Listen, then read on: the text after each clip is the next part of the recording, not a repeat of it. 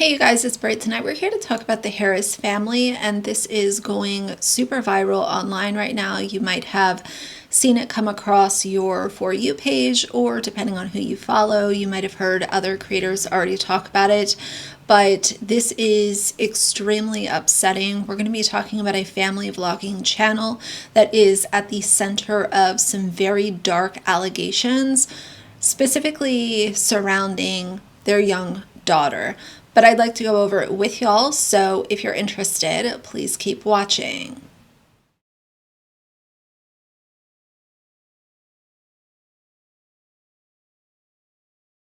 All right, you guys, so I've been reading many articles and many, taking in many different videos and perspectives on this situation, and I have not been this heartbroken or this upset for a child online in a while. The severe abuse that this poor child has gone through at the hands of her mother, allegedly, is something that one cannot fathom. No single person could fathom doing this to an innocent child, but allegedly Allanah Harris, also known as the Harris family on TikTok when their page was still up, is, based on the claims that are being made, an absolute monster. So let's start at the top. Australian family influencer Allanah Harris, known online from the Harris family on TikTok, has been accused of drugging her 1-year-old daughter, who she claimed had a brain tumor. I will show some images, but of course, as always, I will blur out the child or the children's faces, but I will show some images. Allanah is a prominent figure and parent influencer on TikTok alongside husband Brock, where her account, The Harris Family, has garnered over 1 million followers by documenting their family life online with their 4 children. Allanah was kind of your run-of-the-mill family influencer, mommy vlogger, family vlogger kind of deal. She would make fancy lunches and everything looked like it was pretty much put together. These children were being taken care of, and she was just a parent sharing her ups and downs and struggles, trials and tribulations with TikTok. But the things that we are now learning about, it was quite the opposite. Behind the scenes, this mother, and I use that term very loosely with her, the things that were unfolding behind the scenes were heartbreaking. And there is a child that's going to have to deal with the repercussions of what her parents did to her, allegedly. Their content mainly focused on their care for their youngest daughter, Daisy, who they claimed had a brain tumor. Throughout her medical struggles, Allanah, Brock, and the rest of the Harris family have been asking their TikTok followers for help in covering her medical expenses, even starting a GoFundMe fundraiser. I was told that our daughter's brain is covered in tumors, and what is worse is that we found this out on the same day that our other daughter passed away 4 years ago. I don't know whether that's like Lily saying that she's here with us, or if it's just a really shitty day. But I need a coffee. Let's make a coffee together. I also don't have a coffee machine, and I really need a new coffee together.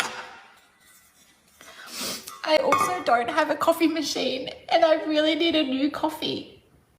Like, I really need a real coffee right now, but I've just got the stick ones. It's gonna have to do. I've had conversations in the past about parents that utilize sick children as a way to get clicks, views, sympathy, money, as a way to sell merch, whatever. And I've kind of taken the road, and I've kind of thought about this more current day, but I've typically taken the road of, I'm not going to dogpile on a parent who has a terminally ill child. And I understand that Child loss is a very triggering topic. It's very upsetting, and I would not wish it on my worst enemy. While I will not pile on somebody who has a terminally ill child, I also hold back a reservation to say you shouldn't be using your dying child for clicks and views. You shouldn't be using every sickness for clicks and views.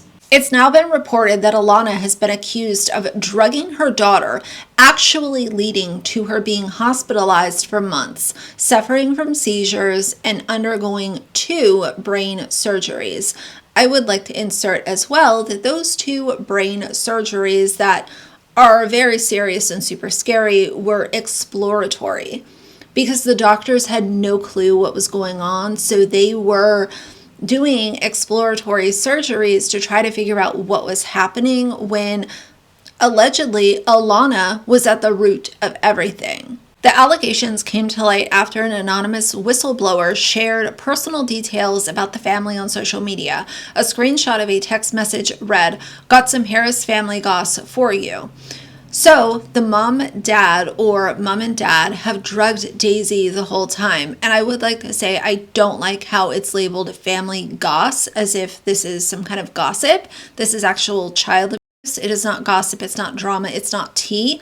But I am reading it verbatim. Some of the nurses started following her Insta page / TikTok and was like, no, she's spreading false info. She doesn't even have brain tumors, and she was never in palliative care.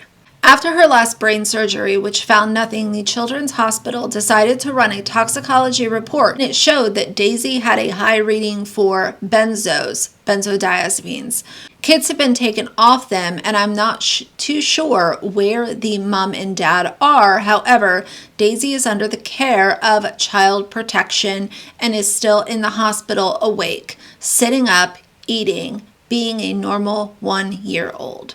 And I would also like to add, there were 4 children in this family. At this point in time, all of the children are out of the care of the parents because of everything that has been uncovered. Fans quickly got worried about Brock, who seemingly disappeared and was declared AWOL by his niece, who admitted the family had heard what was happening, but Brock had gone missing. However, he soon reappeared online and released a public statement denying any involvement in Allannah's alleged actions, though appearing to confirm them to be true. I had no idea about what Allanah was doing to Daisy. I pushed for those surgeries because I thought they were necessary. He added that while he may not be to everyone's liking, he has been a good dad to the kids. He expressed regret for not realizing the situation quickly enough to help. He added, the children have been taken into custody under speculation. I potentially had something to do with this. On everything I have ever known and ever loved, I had no idea what Allanah was doing. Allanah, you're an absolute monster. You win. To all 4 of my beautiful, beautiful children, love you so dearly. I'm so sorry. Allannah's documentation of her children's health struggles had drawn criticism in the past, with some accusing her of exploiting their pain for clout and financial gain. Their TikTok and other social media platforms have also been deleted. While fans seem invested in the story, neither police nor CPS have confirmed if this is true. In my life, because Ellie just had a seizure and went blue in my arms.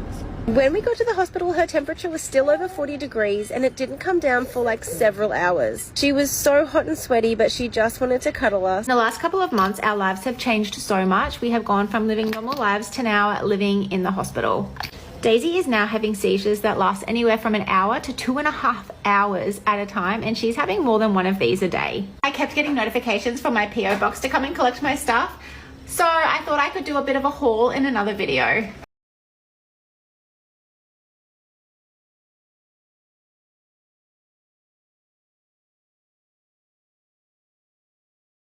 And that's what we know as of right now. Of course, throughout this video, I will insert a couple of her videos so that you can see her fake crying with no tears, whining over not having a good enough coffee maker, utilizing their other child, they had another daughter who died in between 4 and 5 years ago now, using that daughter as a way to try to connect what was going on with, allegedly with Daisy. She was trying to connect the dots and use it as a way to say, oh my God, well, I've already gone through child loss, so maybe this child is trying to send a signal or send a sign, and that is why this baby is sick, while allegedly filling this baby full of benzos to the point where she would pass out. When she did go to the doctor, she was not awake. She was totally out of it, and a lot of people are calling this Munchausen by proxy. And of course, anytime you talk about Munchausen by proxy, automatically people go to Dee Dee Blanchard and Gypsy Rose Blanchard. I would like to remind everybody, this is not a video about Gypsy. Dee Dee Blanchard was diagnosed with Munchausen long after her unaliving. Dee Dee Blanchard was diagnosed as a way to present something to the court that might stick. Gypsy Rose's legal team came out with Munchausen as a way to present things in court so that things would weigh more in favor of Gypsy. And as we know, she didn't serve nearly enough time, and she has been released and continued to be a gremlin on social media. In a lot of the videos, you can see Allanah just fake crying, and why are you wiping your eyes and there's no tears? You guys will see that in the videos that I splice in throughout this.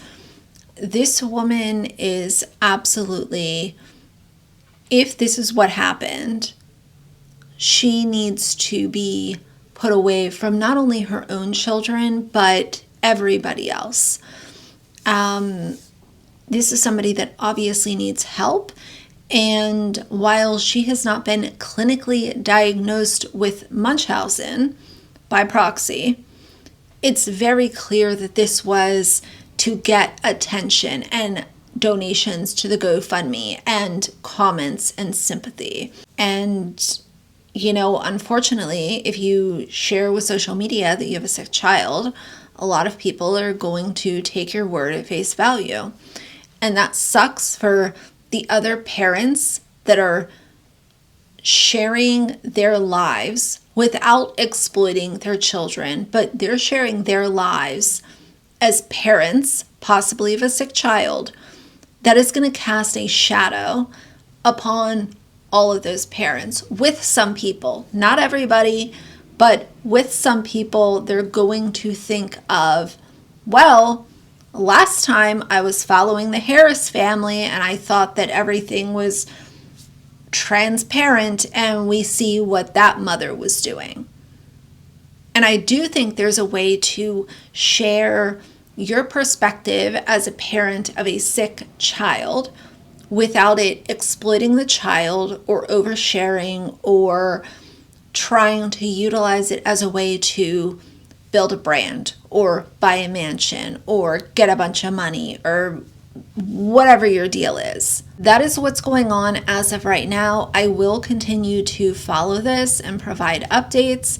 As tough as it is to cover such a heavy topic, I feel like it's important, and I feel like a lot of my audience will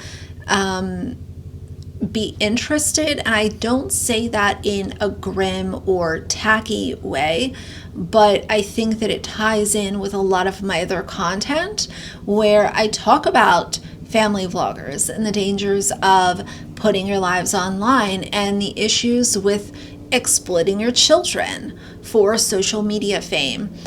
And for that reason, I will continue to provide updates periodically. I don't know how often, but we're just going to kind of see where this goes. So for now, if you like the video, please have a like and a comment. And if you'd like to see more of me in the future, please subscribe. I'll see you guys soon. Bye.